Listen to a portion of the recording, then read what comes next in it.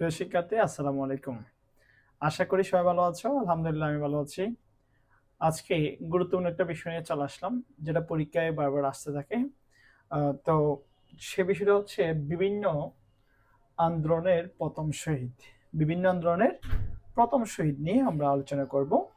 Sir, আমরা এখানে দেখতে পাচ্ছি ভাষা আন্দোলন, ৬ দফা, ৬৯-এর গণঅভ্যুত্থান, বুদ্ধিজীবী শহীদ, তারপর হচ্ছে মুক্তিযোদ্ধাদের প্রথম শহীদ, তারপর হচ্ছে বীরশ্রেষ্ঠদের প্রথম শহীদ এবং জুলাই বিপ্লবের প্রথম শহীদ। আচ্ছা, আমরা দেখতে পাচ্ছি প্রথমে যে বিষয়টা দেখবো সেটা হচ্ছে ভাষা আন্দোলনের প্রথম শহীদ।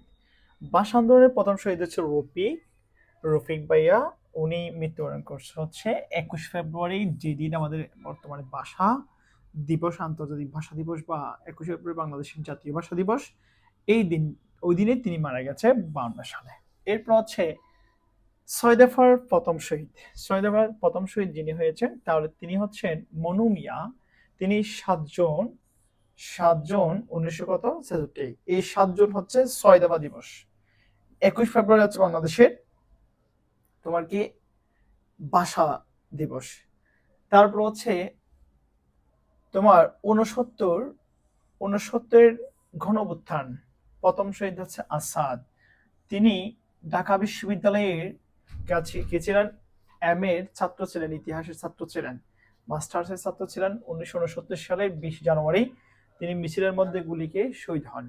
এবং তিনি তার নাম অনুসারে আইয়ুব খান গেট যারা ছিল ঢাকার মধ্যে, সেই গেটটা ভেঙে দিয়ে আসাদ গেট দেওয়া হয়।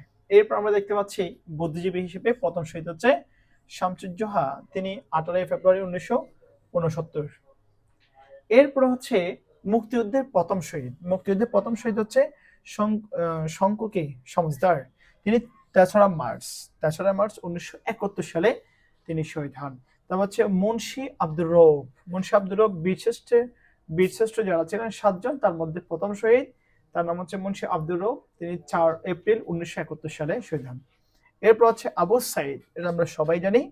ঠিক আছে, এটা হচ্ছে ২০২৪ সালের ১৬ জুলাই রংপুর বিশ্ববিদ্যালয় বা বেগম রোকেয়া বিশ্ববিদ্যালয়ের ছাত্র, ইংরেজি বিভাগের ১২তম ব্যাচের স্টুডেন্ট ছিলেন আবু সাইদ। তিনি জুলাই গণঅভ্যুত্থান ২০২৪, তিনি ছিলেন এখানকার প্রথম শহীদ।